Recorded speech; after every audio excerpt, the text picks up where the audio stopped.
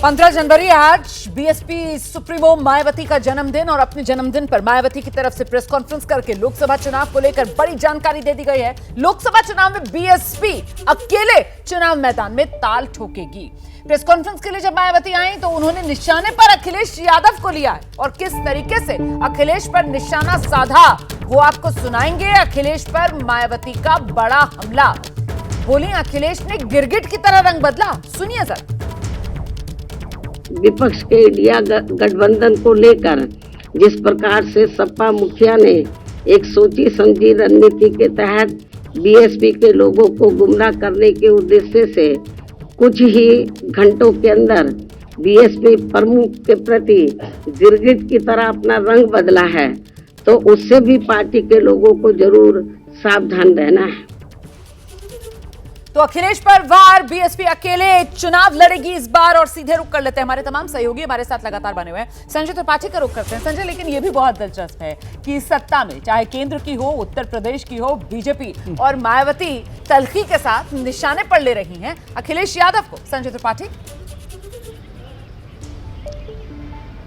निश्चित रूप से आज जो प्रेस कॉन्फ्रेंस में मायावती ने जिस तरह अखिलेश यादव को गिरगिट का कहकर संबोधित कर दिया, तो ये कहीं ना कहीं अखिलेश यादव के लिए भी झटके वाली बात है, क्योंकि जब अभी कुछ दिन पहले अखिलेश यादव ने मायावती पर अपने प्रवक्ताओं को कुछ भी विपरीत टिप्पणी ना करने की सलाह दी थी और साथ ही साथ जब जो पुल को लेकर के मायावती ने ट्वीट करा था और समाजवादी पार्टी पर तमाम हमले किए थे, तो उसके बावजूद भी अखिलेश यादव मायावती पर कुछ भी बोलने से बचते रहे। और आज जब ऐसी स्थिति हो गई है, जब उनके अखिलेश यादव के लिए गिरगिट शब्द का इस्तेमाल किया गया, तो कहीं ना समाजवादी पार्टी के खेमे के लिए झटके वाली बात है। और अखिलेश यादव पूरी तरह खुलकर समर्थन में तो नहीं थे कि इंडिया गठबंधन में बहुजन समाज पार्टी शामिल हो, लेकिन वो इसका विरोध भी मुखर होकर नहीं कर रहे थे, क्योंकि जिस तरह की तैयारियां उत्तर प्रदेश में की जा रही थी, बहुजन समाज पार्टी का जो राजनीतिक कद है, मायावती का जो कद है, वो बड़ा है और उनको उत्तर प्रदेश की राजनीति में महत्वपूर्ण माना जाता है। इसलिए ये प्रयास लगातार चल रहे थे कि मायावती भी इंडिया गठबंधन में शामिल हो जाए। लेकिन आज जिस तरह प्रेस कॉन्फ्रेंस में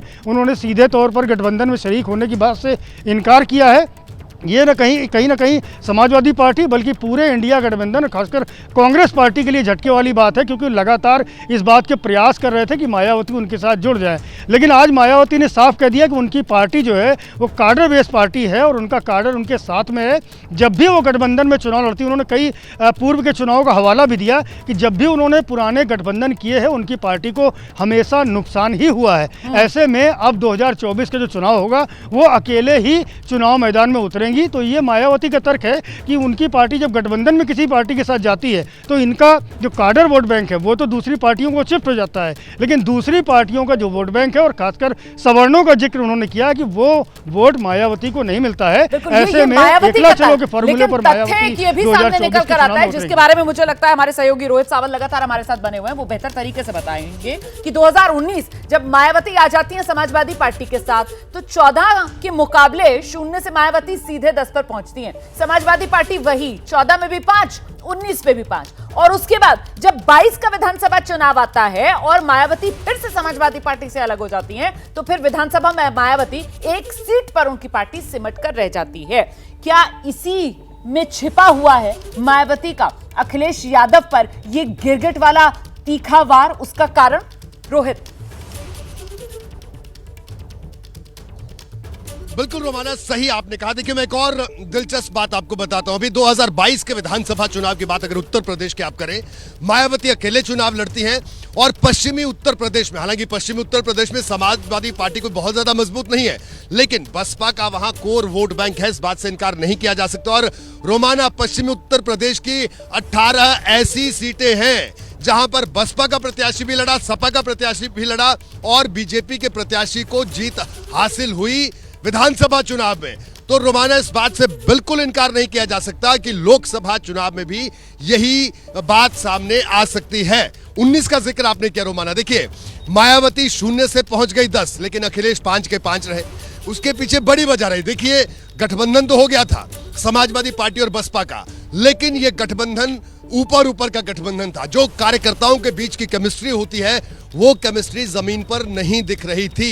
इस वजह से वोट ट्रांसफर की जो बात है उस बात का जिक्र बार बार होता रहा है, लेकिन इस बार मायावती ने अपनी राह अलग कर ली है। तो साफ तौर पर यह कहा जा सकता है रोमाना, जिसका जिक्र मैंने पहले भी किया, कि जो भाजपा के खिलाफ जो वोट है उन वोटों का बिखराव होगा सीधे तौर पर, और बड़ा खामियाजा इंडिया गठबंधन को ही भुगतना पड़ेगा।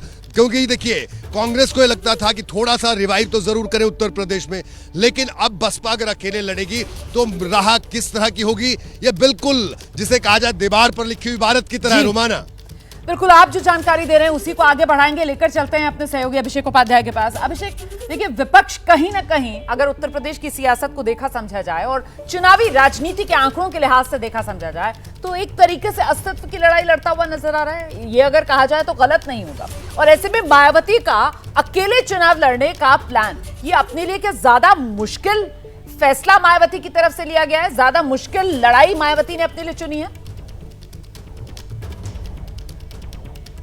देखिए, मुझे लगता है रोमाना, जो रोहित कह रहे थे वो एक सच्चाई है कि ये बीजेपी को फायदेमंद होगा, लेकिन उससे दूसरा पहलू ये भी है कि ये लड़ाई जो है, ये विपक्षी जो हिस्सेदारी है उसमें मैक्सिमम चंक लेने की लड़ाई है। देखिए, ये क्लियर है, मायावती बहुत ही सीजन पॉलिटिशियन है, उनको मालूम है कि 2024 में यूपी में क्या होने जा रहा है, ये उनसे कोई छुपा हुआ नहीं है।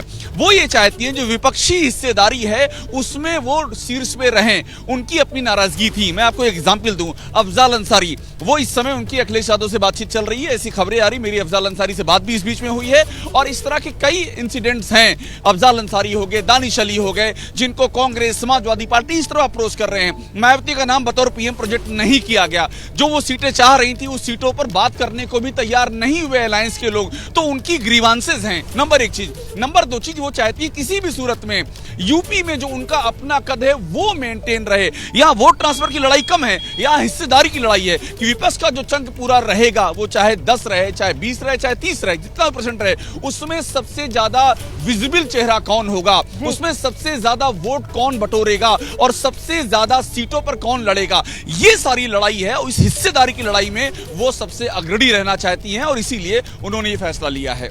जी, बहुत बहुत शुक्रिया आप सभी का हमारे साथ जुड़े रहने के लिए। तो कुल मिलाकर मायावती का इस बार लोकसभा चुनाव में अकेले चुनाव लड़ने का प्लान, बड़ा सवाल यही सियासी तौर पर किसे पहुंचाएगा फायदा, किसे पहुंचाएगा नुकसान। और ऐसे में समझना इस बात को होगा कि मायावती का ये जो फैसला है वो चुनावी हार जीत से अलग हटकर अपना वोट बैंक जो है उसको बचाए रखने का फैसला ज्यादा फिलहाल नजर आ रहा है। जैसे ही घड़ी का काटा दोपहर 2:30 पे आए, बबीता जी का दिल सास बहू साजिश के लिए मचल जाए। और ये है इनकी बहू, पूरे दिन ऑफिस की टेंशन हो जाए गॉन जब ये करें अपना फेवरेट शो फ्री टाइम पे ऑन। इनकी तरह आप भी देखिए अपना फेवरेट शो अपने टाइम पर, और डाउनलोड कीजिए एबीपी लाइव ऐप अपने स्मार्ट टीवी पर।